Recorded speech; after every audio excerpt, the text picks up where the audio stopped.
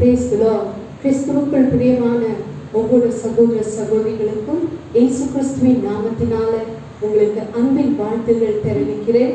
இந்த கால வேளையில ஒரு புதிய மாதத்துக்குள்ள கர்த்தர் நம்மளை கொண்டு வந்திருக்கார். ஆமென். கடந்த 6 மாதங்கள் முழுவதிலும் அநேக பிரச்சனைகள், போராட்டங்கள் மத்தியிலும் நம் கர்த்தர் நம்மோடு இருந்து நம்மளை வழிநடத்தி ஒரு புதிய 7ஆம் மாதத்தின் இந்த முதல் ஓய்வு நாளின் ஆராதனையில தேவனை ஆராதிப்பதில் உங்களோடு கூட இணைந்து தேவனை மகிமைப்படுத்துகிறதுல நான் கர்த்தருக்கு நன்றிகளை செலுத்துகிறேன். இந்த நாளிலே கூட இந்த ஆராதனை உங்களுக்கு மிகவும் ஆசீர்வாதமா இருக்கும் என்று சொல்லி நான் விசுவாசிக்கிறேன். வாங்க ஆராதனைக்கு போவதற்கு முன்பதாக ஒரு நிமிஷம் தலைகளை தாழ்த்தி எல்லாரும் முழங்கால் படியிட்டு கர்த்தருக்கு நேராக அன்பின் பரலோக பிதாவே, இந்த அருமையான காலவேளைக்காக நன்றி அப்பா. இந்த ஓய்வு நாள் ஆராதனை அப்பா உம்முடைய பரிசுத்த கரத்துல வெற்றி கொடுக்கிறேன் ஆண்டவரே. ஆண்டவரே, இந்த நாளின் ஆராதனை துவக்கவும் முடிவும் அப்பா என் கர்த்தருடைய பிரசன்னம் அப்பா எங்களோடு இருந்து எங்களை வழிநடத்தி ஆசீர்வதிக்கும்படிக்கு என் தேவனுடைய முகத்தை பார்த்து ஜெபிக்கிறோம். இயேசுவின் நாமத்தினால ராஜா எங்களை அனைவரையும் தாழ்த்தி ஒப்பு கொடுத்து ஜெபிக்கிறோம் ஜீவனுள்ள நல்ல பிதாவே. ஆமென். ஹல்லேலூயா. இந்த கால வேளையில இந்த புதிய மாதத்துல தேவன் புதிய வாக்குத்தத்தத்தோடு உங்களை வழிநடத்த அவர் விரும்புகிறார். இந்த கால வேளையில ஏசாயா 61ஆம் அதிகாரம் 7ஆம் வசனத்துல இப்படியா சொல்லுகிறது, உங்கள் வெட்கத்திற்கு பதிலாக அவர் அற்றிப்பான பலனை கொடுக்கிற தேவனா இருக்கிறார். அதனால எல்லாரும் கரங்களை தட்டி தேவ நாமத்தை மகிமைப்படுத்தி அப்பா இன்னைக்கு நாங்கள் நிற்பதும் நிர்மூலமாகாமல் இருப்பது உங்களது சித்த கிருபை ஆண்டவரே. அந்த கிருபை எண்ணி நம்ம பாடி தேவனை மகிமைப்படுத்தலாமா? எல்லாரும் கரங்களை தட்டி உற்சாகமா இருக்கிற இடத்துல ஒருமனப்பட்டு தேவனை ஆராதிக்கும் போது தேவன் நம் மத்தியில உலாவுகிற தேவனா இருக்கிறார். எல்லாரும் சேர்ந்து புதிய நாளுக்குள் என்னை நடத்தும், புதிய கிருபையால் என்னை நிரப்பும், புதிய நாளுக்குள் என்னை நடத்தும். எல்லாம் சந்தோஷமாகியே ஆமாண்டவரே. புது கிருபை தாரும் தேவா, புது பலனை தாரும் தேவா, புது கிருபை தாரும் தேவா, புது பலனை தாரும் தேவா. புதிய நாளுக்குள் என்னை நடத்தும், புதிய கிருபையால் என்னை நிரப்பும், புதிய நாளுக்குள் என்னை நடத்தும், புதிய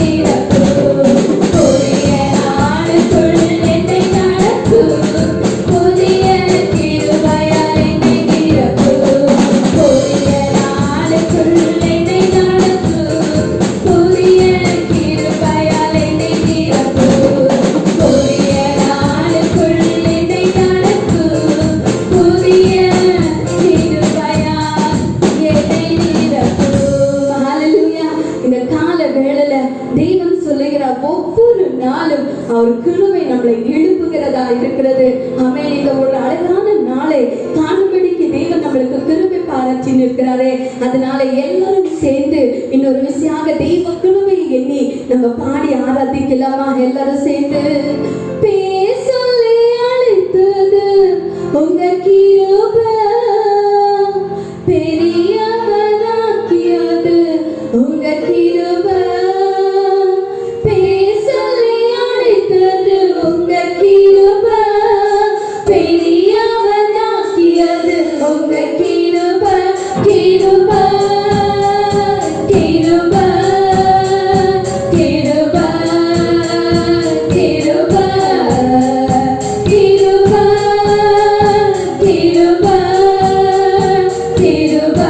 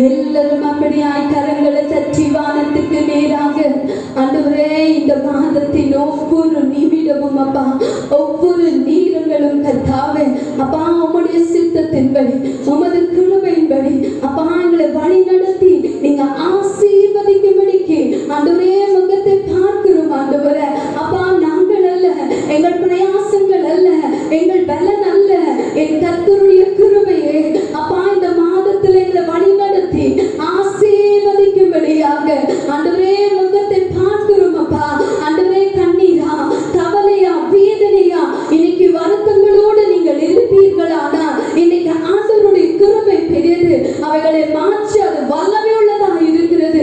எல்லாரும் ஆண்டவருக்கு முன்பதாக ஓ கரங்களை உயர்த்தி எல்லாரும் பார்த்து இந்த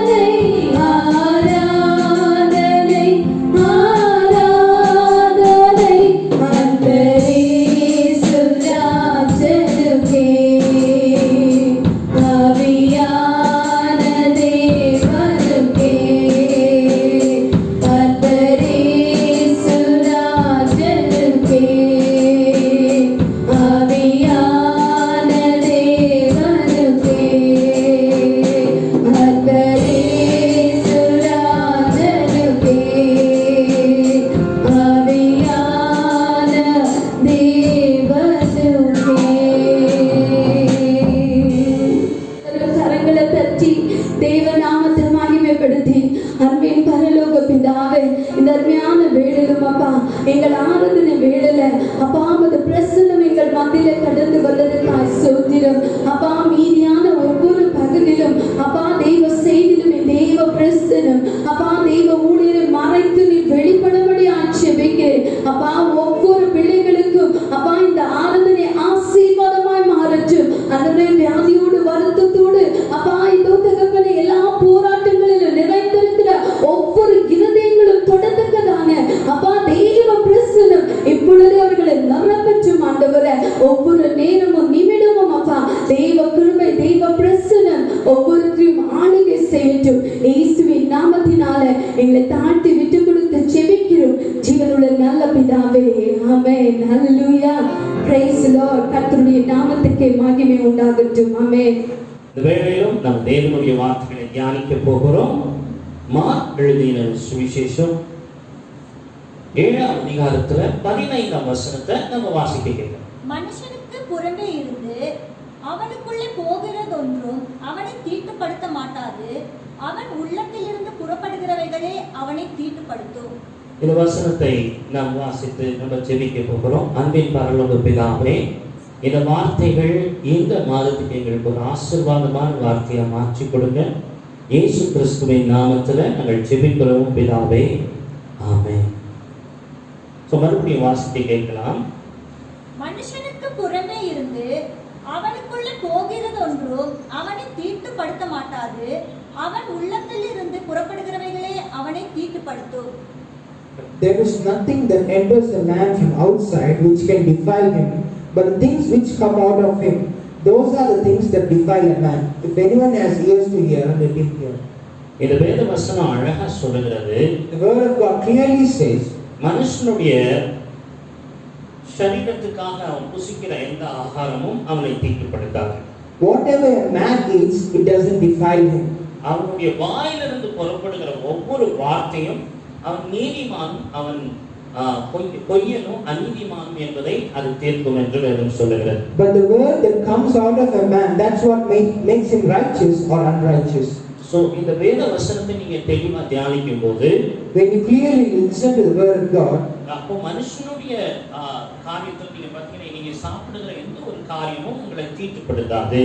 anything that you eat doesn't defile you. உங்கள் வாயிலிருந்து வருகிற நன்மையானதோ தீமையான வார்த்தை வந்தாலும் அதுல நீங்க பார்த்தீங்கன்னா ஒரு பாவியான மனுஷன் ஒரு நீதிமான் என்பதை அது வெளிப்படுத்தும் என்று வேதம் சொல்லுகிறது. The words that come out of your mouth, that's what makes you a sinner or a righteous man. அதனால chapter 3 ஆதியாகமம் 3ஆம் அதிகாரத்துல நீங்க 3ஆம் வசனத்திலிருந்து வாசிக்கும் போது அந்த இடத்துல பிசாசு ஏவாள் இடத்தில் பேசுகிறான்.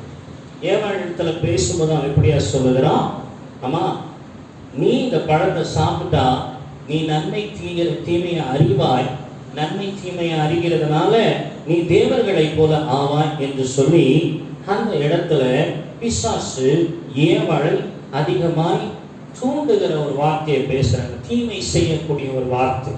We can see in the book of Genesis, chapter 3 and verse 3. We can see devil is trying to entice Eve by saying, if you eat the fruit, you will be just like God. So இந்த வார்த்தைகளை நீங்க கவனித்து பாருங்க. You can be careful when you listen to this word. அந்த வார்த்தைகள் உண்மையாகவே தேவனுடைய வார்த்தையை மீறி நடக்கக்கூடிய ஒரு செயல்ல பிசாசு ஏவுகிறார். The Satan is deceiving Eve, saying to cross the word of God. அப்போ நம்ம வார்த்தைகளை கேட்கும் போதோ வார்த்தைகளை பேசும் போதோ ரொம்ப கவனமா இருக்கணும். We have to be very careful that words that come out of our mouth. ஏன்னா வார்த்தைகள் தேவனுடைய வார்த்தைகளா இருந்தா நம்முடைய ஆத்துமாக்கு ஜீவன் உண்டாகும். The word that is listening to us will bring life into us.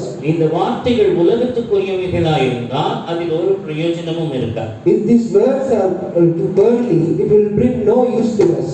அதனால ரொம்ப ஒரு உணர்வோடு கூட நிதானத்தோடு கூட பொறுமையோடு கூட யாருடைய வார்த்தைகளுக்கும் நம்ம பதில் கொடுக்கும் போது நம்ம கிறிஸ்துவ பிள்ளைகள் ஆவிக்குரிய பிள்ளைகள் ரொம்ப கேர்ஃபுல்லா நம்ம பதில் கொடுக்கணும். So we have to be very careful when we are answering back. Being Christian, being a spiritual person, we have to be very careful about the words that we utter. கர்த்தருக்கு பிரியமில்லாத சில காரியங்களை நான் சொல்லி நான் எப்படி இருக்க வேண்டும் என்பதை சொல்லி நான் உங்களுக்காக ஜெபிக்க விரும்புகிறேன். I want to talk about few things which are displeasing to God. இந்த வார்த்தையின் தேவனுடைய வேதத்திலிருந்து நம்ம எடுக்கப்பட்ட இந்த தலைப்பு கர்த்தருக்கு பிரியமாய் பேச பழகணும். The title of my sermon is speaking words which are pleasing to God. So அதனால இன்னைக்கு நம்முடைய வார்த்தைகளை மனுஷர்கள் முன்பாகவும் பேசுகிறோம், தேவனுக்கு முன்பாகவும் இது கேட்கப்படுகிறது என்பதை நாம் அறிவோம். We clearly know the words that we speak, people are listening, but God is also listening. So நம்ம எல்லாம் கடவுளுடைய பிள்ளைகள். We are all the children of God. முதலாவது நாம் எப்படி இருக்கக்கூடாது என்பதை நாம் தியானிக்க போகிறோம். Firstly, let us see how we should not be. So வேதத்திலே சொல்லப்பட்டிருக்கிறது, யாக்கோபு 3ஆம் அதிகாரம் 10வது வசனத்தை வாசிப்போம். We can see in James chapter 3 verse 10. Yeah. துதித்தலும் சபித்தலும் ஒரே வாயிலிருந்து புறப்படுகிறது. துதித்தலும் சபித்தலும் ஒரே வாயிலிருந்து புறப்படுகிறது. Blessing and curse is coming from the same mouth. நல்ல கவனித்து பாருங்க. இந்த வேதம் அழகா சொல்லுகிறது, நம்ம வாயில எந்த காரியம் வரணும், எந்த காரியம் வரக்கூடாது என்பதை வேதம் அழகா சொல்லுகிறது. துதித்தலும் சபித்தலும் ஒரே வாயிலிருந்து புறப்படக்கூடாது. The word of God clearly says, be very careful the words that we utter. Blessing and curse should not come from the same mouth. நீங்க பாத்தீங்கன்னா வேதத்துல நீங்க அதிகமா நோவாவை குறித்து தியானித்திருக்கிறீங்க. You would have read about Noah. ஒரு பெரிய பேழையை உண்டாக்கி பெரும் மழையிலிருந்து பல நாட்கள் மழை பெய்து அழிவுக்கு தன்னுடைய குடும்பத்தை ரட்சித்து கொண்டு வந்தவர். This man who constructed a huge ship to save his family from a huge flood that's going to come on the earth. அப்போ அந்த குடும்பத்தை ரட்சித்து அவன் பேழையிலிருந்து வெளியே கொண்டு வந்தான். He saved his family, and later they were able to come out of the அதற்கு ship. பிறகு நீங்க பார்த்தீங்கன்னா ஒரு நாள் அவன் திராட்சரசம் குடித்து தன்னுடைய வஸ்திரம் எல்லாம் விழுந்து கிடந்தது. அந்த விழுந்து கிடந்ததை தன்னுடைய நிர்வாணத்தை போய் தன் சகோதரருக்கு சொல்லுகிறார். அவர்கள் சகோதரர்கள் பின்னிட்டு வந்து தன்னுடைய தகப்பனுடைய நிர்வாணத்தை மூடுகிறார்கள். We can see the story later. Noah was drunk with the wine one day, and unconsciously he was naked. So one of his child recognized that and goes back and tells his brothers, and their brothers come and cover his nakedness. So அதுக்கு பிறகு நீங்க பார்த்தீங்கன்னா அந்த இடத்துல நீங்க ரொம்ப ஒரு அருமையான விஷயத்தை நீங்க கவனிக்க வேண்டும். ஒரு தகப்பன் தன் பிள்ளையை பார்த்து அவர் சபிக்கிறார். We can see after that a father curses his son. நீங்க பார்த்தீங்கன்னா சாபத்தை இயேசு கிறிஸ்து ஆசீர்வாதமாக மாற்றதான் இந்த உலகத்துக்கு வந்தார். But Jesus Christ came to this world to turn curse into blessing. So இந்த ஒரு வார்த்தை அந்த பிள்ளைக்குள்ள ரட்சித்து அந்த பிள்ளைகளை கொண்டு வந்தோம். அந்த பிள்ளையை ஒரு அடிமையாய் நீ வாழப் போகிறாய் என்று சபித்து நோவா தன் பிள்ளையை சபித்திருக்கிறார். Though Noah saved his whole family from the flood, but he had cursed his own child to live in bondage. நல்ல கவனிங்க, இன்னைக்கு பெற்ற பிள்ளைகளை நீங்க சபிக்கணும். You should not curse your children. உங்க பிள்ளைகள் அவங்க வளரும் போது உங்க அன்பினாலே வளர்க்கப்படுகிறபடியா கொஞ்சம் அவங்களுக்கு பாசம் கொஞ்சம் அதிகாரம் அதிகமா இருக்கிறபடியா அவர்கள் நம்ம ரொம்ப அன்பாய் அவர்கள் ட்ரீட் பண்ணுவாங்க. ஏன்னா எங்க டேடி மம்மி நாங்க என்ன செஞ்சாலும் ஒன்றும் சொல்ல மாட்டாங்க அப்படின்னு சொல்லி. We can see in the word of God that we have to raise up our children in the love and the instruction of the Lord, so that they know what kind of love my parents are showing to me. So அதனால நீங்க ஒருவரையும் சபிக்க ஆண்டவர் அதிகாரம் கொடுக்கிறார். God has not given you rights to curse any person. So அதனால நீங்க ரொம்ப கவனமா இருக்கணும். ஆண்டவருடைய வசனத்தின்படி நம்ம பிள்ளைகளை ஆசீர்வதிக்கணும். We have to be very careful. According to the word of God, we have to bless our children. So என் பிள்ளைகளுடைய வாழ்க்கை ஆசீர்வாதமா இருக்கணும் நீங்க ஆசீர்வதித்தீங்கன்னா உண்மையாகவே இயேசு கிறிஸ்து தம்முடைய வார்த்தையின் மூலமா அவர் ஆசீர்வதிப்பார். If you expect your children to be blessed, God will definitely bless your children because of the word of God. ஆண்டவர் சொன்னாரு, ஆபிரகாம் ஆதாமை பார்த்து ஆதாமுடைய பாவத்தின் நிமித்தம் ஆண்டவர் ஆதாமை சபிக்கல, பூமியை தான் சபிச்சார். We can see in the word of God, because of Adam's sin, God did not curse Adam, but God cursed the ground. அப்பொழுது மனம் திரும்பி ஆண்டவருக்குள்ள வந்து அந்த பாவ அறிக்கையை செய்து ஆண்டவருக்குள்ள வாழும்போது உண்மையாகவே கர்த்தர் நம்ம இருக்கிற அந்த பூமியில நம்மளை ஆசீர்வாதமா வைப்பார். When we repent from our sin and turn towards God, God will forgive us and make us a blessing in this world. ஆண்டவர் ஆபிரகாமை தன் பிள்ளையை ஏற்றுக்கொண்டு அவர் ஆசீர்வதிக்கும் போது இப்படியா சொல்றார், இந்த பூமி உன் நிமித்தம் ஆசீர்வதிக்கப்பட்டிருக்கும். When God saves Abraham and makes him his child, God promises Abraham, through you this earth will be blessed. எப்போ நம்ம பார்க்கிறோம் கர்த்தருடைய வார்த்தையை விலகி பூமிக்குரிய உலகத்துக்குரிய வாழ்க்கையை வாழும்போது அந்த பூமி நமக்கு சாபமா இருக்கும். When we turn from the word of God and we live according to this world, then this ground will become a curse to us. எப்பொழுது ஆபிரகாம் தன் தேவனுடைய வார்த்தைக்கு கீழ்ப்படிந்து அவன் கடந்து போகும்போது ஆண்டவர் சொல்றாரு, பூமி உன் நிமித்தம் ஆசீர்வாதமா இருக்கும். But when Abraham obeys God's voice and when he travels, the ground becomes blessing to him. முதலாவது ஆசீர்வதிக்க கற்றுக்கொள். First, learn how to be blessed. So ஆசீர்வாதத்தை சொல்லிட்டே இருக்கு. Always keep confessing blessing. உங்களுடைய பொருளாதாரத்தை ஆசீர்வதிங்க. Bless your finances. உங்களுக்கு ஆண்டவர் கொடுத்திருக்கிற பிள்ளை குடும்பம் உங்களுக்கு இருக்கிற சொந்தங்களை நீங்க ஆசீர்வதித்துக் கொண்டிருங்க. Bless your relatives, bless the children that God has given you. உங்களுக்கு கொடுத்த வேலையை நீங்க ஆசீர்வதித்துக் கொண்டிருங்க. Bless the work that God has given you. அது உங்களுக்கு ஆசீர்வாதமா இருக்கு. That is a blessing. ஏன்னா இது கர்த்தரால உண்டானது. Because this is formed by God. இரண்டாவதாக நீங்க பார்த்தீங்கன்னா ஆண்டவர் விரும்பாத இன்னொரு தரம் பொய். Second thing God doesn't like is lying. பொய் சொல்லுகிறத ஆண்டவர் விரும்புகிறார். God doesn't like lying. நீங்க பாத்தீங்கன்னா எப்படி யாரை குறித்து நீங்க பொய் சொல்லக்கூடாதுன்னு பைபிள் சொல்லுது. The Bible says don't lie about any person. So வேதத்துல நீங்க பாத்தீங்கன்னா மத்தேயு 5ஆம் அதிகாரத்துக்கு திருப்பி Now turn your Bible to Matthew chapter 5, 11ஆம் வசனத்தை வாசிக்க கேட்கலாம். verse 11. என் நிமித்தம் உங்களை நிந்தித்து துன்பப்படுத்தி பலவித தீமை பொய்யாய் சொல்வார்களானால் பாக்கியவான்களாய் இருப்பீர்கள். என் நிமித்தம் God says, God says, for my name's sake, என் நிமித்தம் உங்களை பொய்யாய் பேசுகிறவர்கள் இருந்தா நீங்க சந்தோஷப்படணும். rejoice if people speak against you for my name's sake. So நீ கடவுளுக்காக வேலை செய்யும் போது When you work for God, பலவிதமாய் பேசக்கூடும். people speak in different ways. எல்லாருமே உன்னை ப்ளீஸ் பண்ணின்னு வந்துட மாட்டாங்க. Not everyone are pleased with you. எல்லாருமே சில பேர் உங்களை தூற்றி உங்கள் இருதயம் வேதனைப்படுகிற அளவுக்கு அவர்கள் நடந்து கொள்வார். Some people will hurt you and make you feel bad about the way they talk. சில பேர் சொல்லுவாங்க, பாஸ்டர் நீங்களா இப்படி நடந்துக்கிறீங்க, நீங்க தானே தாழ்ந்து போகணும், நீங்க தானே எல்லாத்தையும் விட்டு கொடுக்கணும் அப்படின்னு சொல்லி நிறைய பேர் பேசுவாங்க. People usually say, Pastor, you are being a man of God. You have to leave it. You have to be like this. So பாருங்க, நம்மள அன்பே செய்யாதவங்களை நம்ம அன்பு செய்யறோம், உண்மையா இல்லையா? We can see people who don't love us, we love them back. அந்த அன்பு திருப்பி கிடைக்கல அப்படின்னு சொன்னா, When we don't expect that love back, அவங்க திருப்பி நம்மள பாருங்க, நீங்க போனாலே பண்ணலன்னா, if you don't even call, நானே உங்களை கூப்பிட்டு நான் எப்படி இருக்கீங்கன்னு விசாரிக்கிறேன்னா இல்லையா? I myself call you and ask you how are you and all. நீங்க என்ன விசாரிக்கல இல்லையா? I don't know whether you are calling me, அன்பு செய்யறேன்னா இல்லையா? but I am making love to you. இந்த அன்பை விட பரலோக தேவன் நம்ம எவ்வளவு அன்பு செய்வாரு. More than me, how much the Heavenly Father makes love towards us. அப்போ ஆண்டவருடைய அன்பை நம்ம காட்டிட்டோம், அவங்க செய்யலன்னா அதை பத்தி நம்ம கவலைப்பட தேவை. We have shown the love of God. When they do not give it back, there is nothing to worry. மற்றவர்களை பார்த்து ஒரு ஸ்தோத்திரம் சொல்றதுல நம்ம பொறுமை போகணும். There is nothing wrong in saying praise the Lord looking at another person. So அதனால மற்றவர்கள் ஆசீர்வாதத்தை நம்ம ஆசீர்வதிக்கணும்னா நம்ம வாழ்க்கை பொய்யா இருக்கக்கூடாது.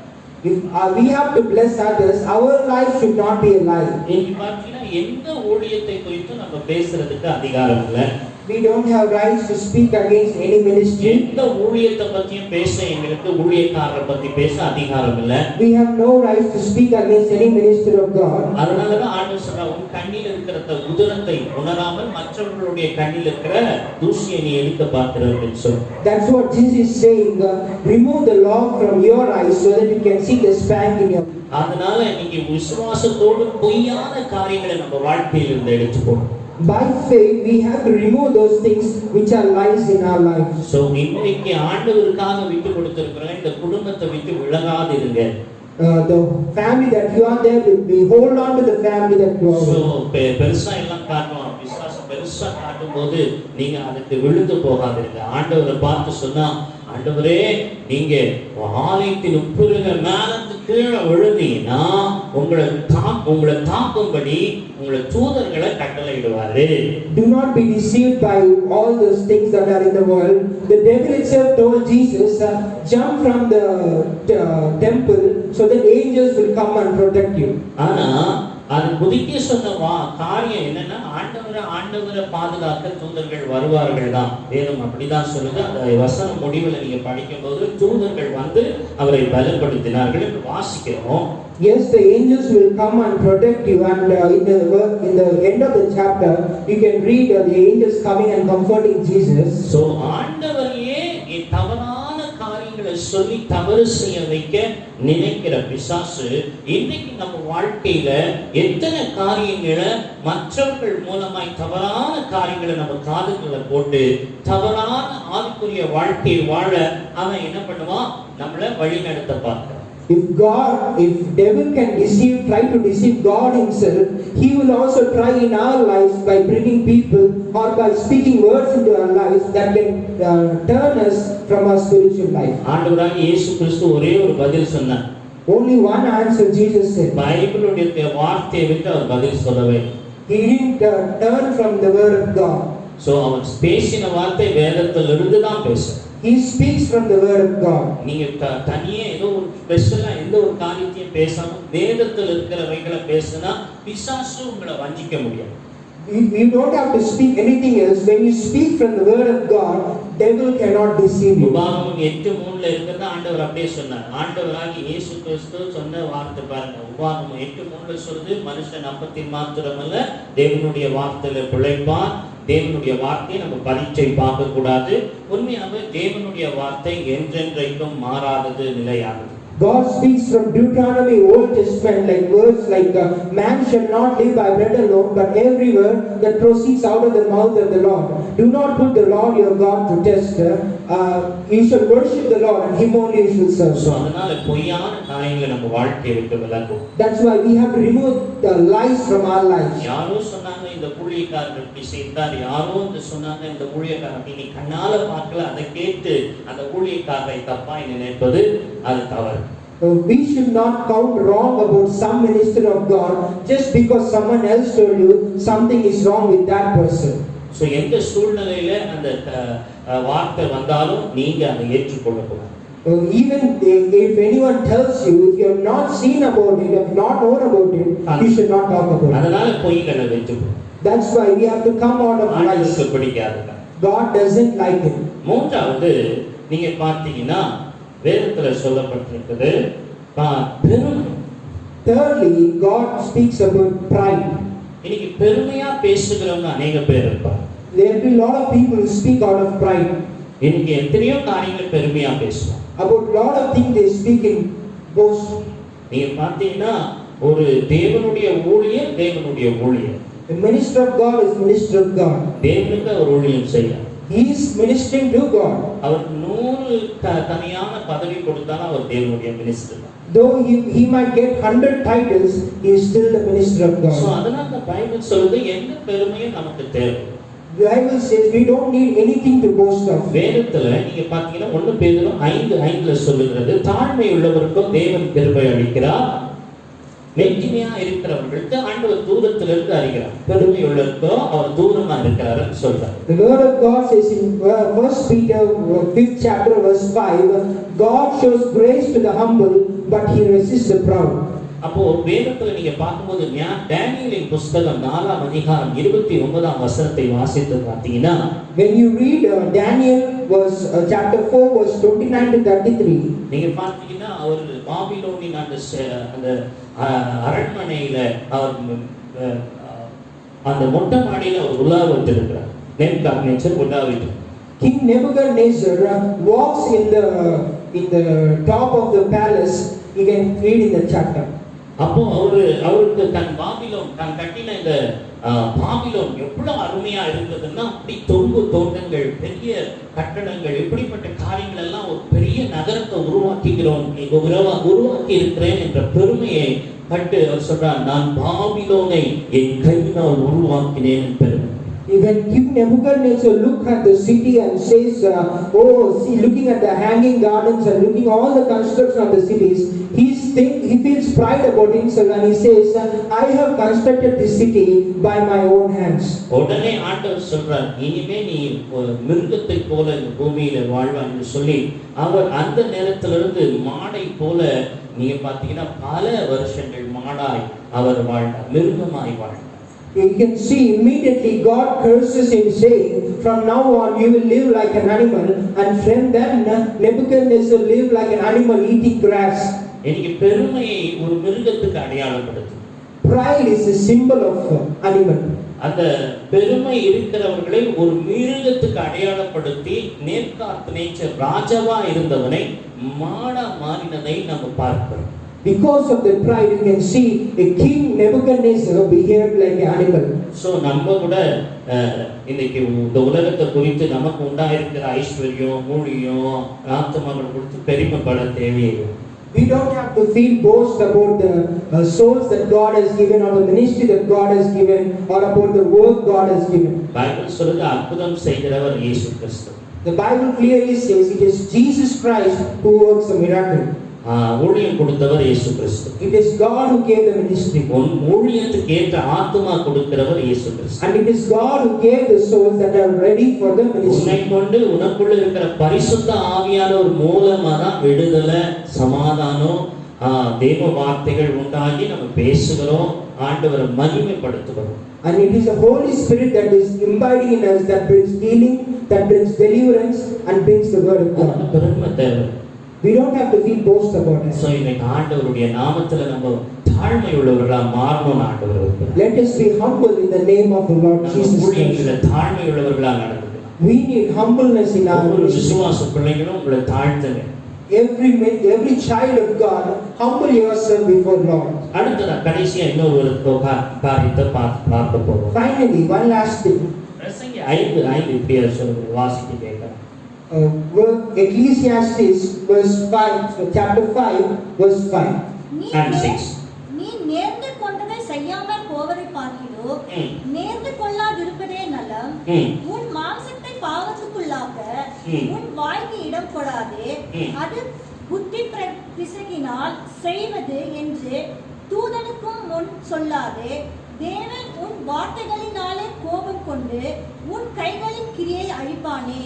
இன்னைக்கு பார்த்தீங்கன்னா அடுத்ததா நீங்க ஒரு காரியத்தை செய்யக்கூடாது. அது என்ன அப்படின்னு சொன்னா பொருத்தனை செய்து அதை செய்யாமல் இருக்க கூடாது. We can read the word of God. Do not make a vow from your mouth and don't do it. இன்னைக்கு அந்த பொருத்தனை சொல்லிட்ட பிறகு அதை செய்து முடிக்கணும். If you make a vow, please finish it. அந்த பொருத்தனை படி நீ வாழ. You have to live according to the word. அப்படி இல்லைன்னா உன் வாய்க்கு இருக்கிற அந்த வார்த்தையினாலே உன்னுடைய கைகளின் பிரயாசத்தை நீ இழந்து போவேன்னு சொல்லி பைபிள் சொல்லுது. Because of the words of the mouth, you will lose the labor of your hands. So அதனால இன்னைக்கு अनेक பேர் நஷ்டத்திலும் தோல்வியிலும் வாழ்கிறாங்க. That's why you can see many people are living in failure in their lives. So ஏன்னா பொருத்தனை பண்ணின பிறகு ஆண்டவரிடத்திலிருந்து பின்வாங்கவே கூடாது. When you make a vow, you should not turn back from it. எனக்கு ஒரு ராஜா வேதத்துல ரொம்ப பிடிக்கும். A king, I like a king from the word of God. நியாயாதிபதிகளின் 11ஆம் அதிகாரத்துல Judges chapter 16, verse chapter 11, 30-31 வசனங்களை நீங்க வாசிக்கும் போது verse 30 to 33. எப்தா ராஜா ஒரு யுத்தத்துக்கு கடந்து போறார். King Jephthah goes to a war. அவர் போகும்போது ஒரு பொருத்தனை பண்றார். He makes a vow. அவர் சொல்றார், எனக்கு ஆண்டவர் இந்த எதிரிகளின் எல்லா சேனைகளை நான் ஜெயித்து நான் வந்தா என் வீட்டு வாசல் படியில் வரும்போது எது முதன்மையாய் என் கண்களுக்கு படுகிறதோ அது உமக்கு நான் ஜீவனா எந்த காரியமா இருந்தாலும் அது உமக்கு பலி செலுத்துவேன் சொன்னார். He makes a word to the Lord. God, if you bring all the enemies to my hand and I be victorious in this battle, whatever comes first from the entrance of my house, I will give it as a burnt offering to you. இன்னைக்கு நீங்களும் நிறைய பொருத்தனைகளை பண்ணிருக்கீங்க. You make lot of vows this morning. Baptism எடுக்கும்போது ஒரு பொருத்தனை. When you take baptism, you take a vow. குழந்தை ஜுரமா இருந்த ஒரு பொருத்தனை. ஆண்டவரே குழந்தை சுகம் ஆயிடுச்சுன்னா நான் என்ன பண்ணுவேன்? நான் ஆண்டவரே 1 மணி நேரம் சொல்லுவேன்.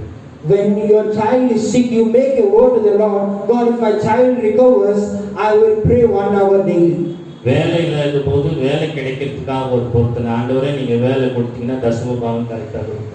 When we don't have a job and we get a job and we make a vow saying, God, if you give me this job, I will be faithful in my லாக்டவுன்ல கூட எத்தனை பேர் ஆன்லைன்ல வேலை செய்றீங்க? ஒரு ஹalleluya சொல்லுங்க பார்க்கலாம்.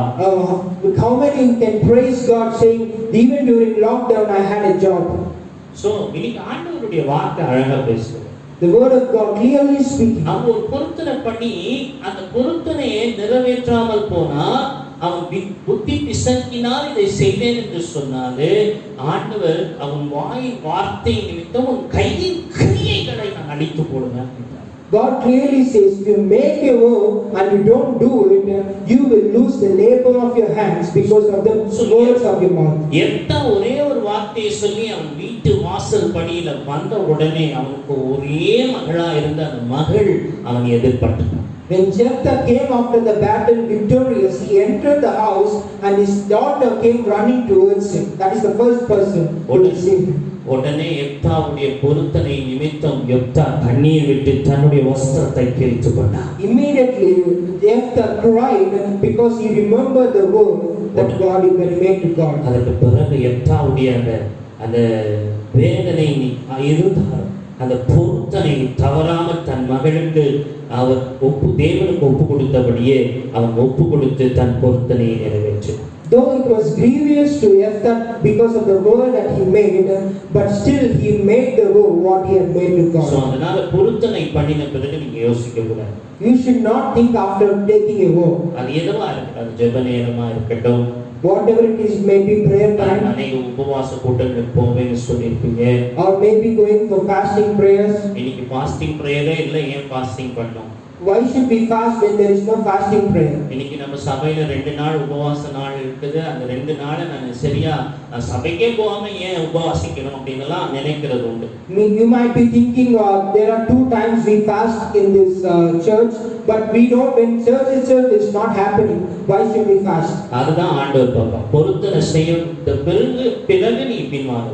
But God sees that vow, that when you make a vow, that you should not turn back from it. அதனால இன்னைக்கு பொருத்தனை கூட நீங்க பண்ணும்போது ரொம்ப கேர்ஃபுல்லா பண்ணுங்க. ஆண்டவரும் நிற்பாரு, ஊழியக்காரர் நிற்பார். ஊழியக்காரர் மறந்துடுவார், ஆண்டவர் மறக்கப்பட்டார். Though the minister of God may forget, but God will remember your vow. இன்றைக்கு நம்ம ஒரு பொருத்தனை பண்ணுவோம். Let's make a vow this morning. என் கர்த்தருக்கு பிரியமானதை பேசும். I will talk what is pleasing to my God. சங்கீதம் 19:14 வாசித்து பாருங்க. Psalms chapter 19 verse 14. நீங்க வாசித்து பாருங்க. நம்ம வாசித்து நம்ம இந்த தேவ செய்தியை நிறைவாக்குவோம். Let's read that and close the word of God. கர்த்தாவே, என் மீட்பருமாகிய கர்த்தாவே, என் வாயின் வார்த்தைகளும் என் இருதயத்தின் தியானமும் உமது சமூகத்தில் பிரீதியாய் இருப்பதாக. நல்ல கவனித்து பாருங்க. உமது சமூகத்துல பிரீதியா இருப்பதாக. The word of God saying is pleasing in your presence. பாத்தீங்கன்னா தாவீது ஒரு பெரிய ராஜா. We can see King David is a huge man of God. அவர் இஸ்ரவேல்ல 2வது ராஜா.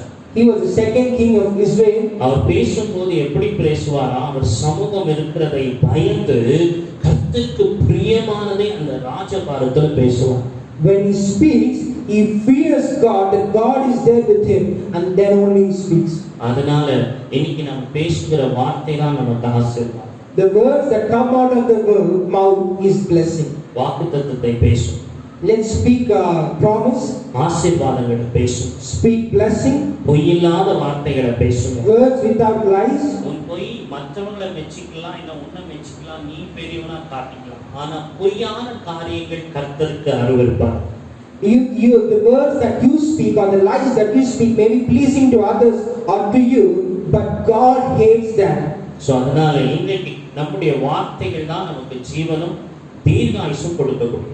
It is the word that come out of mouth brings blessing and abundant life. அதனால உன் இருதயத்தை தேவனுடைய வார்த்தையினாலே நீதிமொழி 4:23 படி பாதுகாவல்ல நீ வைத்துக்கணும். ஏன்னா அதுல இருந்து ஜீவ வார்த்தைகள் வரும். You have to be very careful with the words that you utter, because that is where life is there. அதனால முதலாவது ஆசீர்வதிக்கணும், சபிக்கணும். First thing, blessing, and you should not curse. இரண்டாவது பொய் பேசாம உண்மையா இருக்கணும். Secondly, you should not speak lies and be faithful. மூன்றாவது நீங்க பார்த்தீங்கன்னா பெருமையில நம்ம விழுந்து போகாமல் தாழ்மை உள்ளவர்களா இருக்கணும். We have to be humble so that we should not fall in pride. நாலாவது நீங்க பொருத்தனை செய்து பொருத்தனை நிறைவேற்றுகிறவர்களா இருக்கணும், பொருத்தனையை மறக்குகிறவர்களா இருக்கக்கூடாது. We should be someone who makes a vow and should not forget it. So கர்த்தர் உங்களை ஆசீர்வதிப்பார். May God bless you. இந்த வார்த்தைகள் உங்களுக்கு ஆசீர்வாதமா இருக்கும் என்று நான் விரும்புகிறேன். I believe these words were blessing to you. So உண்மையாவே கர்த்தர் நல்லவர். God is faithful, God is good. So நம்ம எல்லாம் ஜெபிக்க போகிறோம். Let's pray. எல்லாரும் சொல்லுங்க. Let's say, என் வாய்க்கு நீங்க காவல் வைங்க. God, put a covering to my mouth. என் வார்த்தைகள் எல்லாம் கர்த்தருக்கு பிரியமா இருக்கணும். Let all my words be pleasing to the Lord. So யாரையும் துன்பப்படுத்துகிறதாவோ, Not to hurt people, யாரையோ இன்னைக்கு சுற்றி காட்டுகிறதாவோ, not to find fault with people, யாரையோ ஆண்டவரே நோகடிக்கிறதாவோ, not to pinch someone, கர்த்தருக்கு பிரியமானதை பேசி to speak only what is pleasing to God, வேத வசனத்தின் அடிப்படையில based on the word of God, வாக்குத்தத்தங்களில claim promises, ஆண்டவருடைய கிருபையில by the grace of God, நாம் கர்த்தருடைய நாமத்தை மகிமைக்காக பேசி speak for the glory of God. So அது நிமித்தம் கர்த்தர் நம்மை ஆசீர்வதிப்பது நிச்சயம் என்பதை நாங்கள் அறிந்திருக்கிறோம். And definitely because of that, God will bring blessing into our lives. So கர்த்தர் நம்மை ஆசீர்வதிப்பார். May God bless us. ஆண்டவரே உம்முடைய ஆசீர்வாதம் ஒவ்வொரு விசுவாசிகள் மேல் இறங்கி வரட்டும். God, let every blessing come upon your believers. ஆண்டவரே இந்த நாளிலும் கூட கர்த்தருடைய பாதுகாப்பு ஒவ்வொரு பிள்ளைகளுக்கும் உண்டாகட்டும். Let protection of God be upon every child. அப்பா இந்த நாளிலும் கூட ஆண்டவரே வேலை இல்லாமல் ஆண்டவரே நெருக்கத்துல தேவைகளோடு கூட வியாபாரத்துல தோல்வியோடு கூட இருக்கிற பிள்ளைகளுக்காக ஆண்டவரே எத்தனையோ பிள்ளைகள் இன்றைக்கு தங்கள் தேவைகளுக்காக கடன் பாரத்துக்காக குடும்ப சூழ்நிலைகளுக்காக கணவன் மனைவி ஆண்டவரே சமாதானத்துக்காக ஜெபிக்க சொன்னால் அத்தனை பேர்களுக்காக ஜெபிக்க. God, I pray for every person who asks for a lack of job, financial failure, business failure, husband and wife, they're without peace. For every prayer request I'm praying. So ஒவ்வொருடைய ஜெபத்தையும் கர்த்தருக்கு முன்பாக வைக்கிறோம். Every prayer request we bring to your feet. Online மூலமாய் வந்த ஜெப குறிப்புகளை கர்த்தருக்கு முன்பாக வைக்கிறோம். Prayer requests that have come through online. So மத்த எல்லா ஆண்டவர் தனிப்பட்ட ஜெபத்துக்காக ஆண்டவரே தொலைபேசி மூலமாய் எங்களுக்காக ஜெபிங்க என்று சொன்ன ஒவ்வொரு பிள்ளைகளுக்கும் JP. Every prayer request personally and through phone call we have received, we keep it at your feet. ஆண்டவரே ஒவ்வொரு பிள்ளையும் ஆசீர்வதிக்க வழி நடத்துங்க. இயேசுவின் நாமத்தில் ஜெபிக்கிறோம் பிதாவே. Bless every child and make them fruitful. In Jesus' name we pray. Amen. சரி வேளையில கூட நம்ம தலைகளை தாழ்த்தி நம் ஆண்டவராகிய இயேசு கிறிஸ்துவின் கிருபையும் பிதாவாகிய தேவனுடைய அன்பும் பரிசுத்த ஆவியானவரின் துணையும் பாதுகாப்பும் நம் அனைவரோடும் என்றும் இருப்பதாக. May the grace of our Lord Jesus Christ and the love of Heavenly Father and sweet fellowship of the Holy Spirit may be with us. என் ஆத்துமாவே நீ கர்த்தரை ஸ்தோத்திரி, என் முழுமே பரிசுத்த நாமத்தை ஸ்தோத்திரி. என் ஆத்துமாவே நீ கர்த்தரை ஸ்தோத்திரி, அவர் செய்த சகல உபகாரங்களையும் மறவாதே. Bless the Lord, O my soul, and bless His holy name. Bless the Lord, O my soul, and forget not all His benefits. Amen. Hallelujah. Hallelujah. So சந்தோஷமா இருப்பீங்கன்னு நினைக்கிறேன். I believe you are rejoicing. இந்த வார்த்தைகளை கேட்ட ஒவ்வொருவரும், everyone who has heard this word of God, ஒவ்வொருவரும் இந்த வார்த்தைகளை லைக் பண்ணுங்க. please like, சப்ஸ்கிரைப் பண்ணுங்க, subscribe, கமெண்ட் பண்ணுங்க. comment. நல்ல கம்யூனிகேஷன் நம்மோடு கூட இருக்கட்டும். Let there be good communication between you and me. நம்ம தேவனுடைய சபையை கட்ட போகிறோம். Let's build the church of God. Father house உடைய வேலைகள் நடந்து கொண்டிருக்கிறது. The works for Father House are going on. அநேக தேவைகள் இருக்கிறது, அதற்காக ஜெபம் பண்ணிக்கங்க. We have a lot of needs. Please keep us in your prayer. கர்த்தர் உங்களை ஆசீர்வதிப்பார். May God bless you. Thank you. Thank you. Thank you.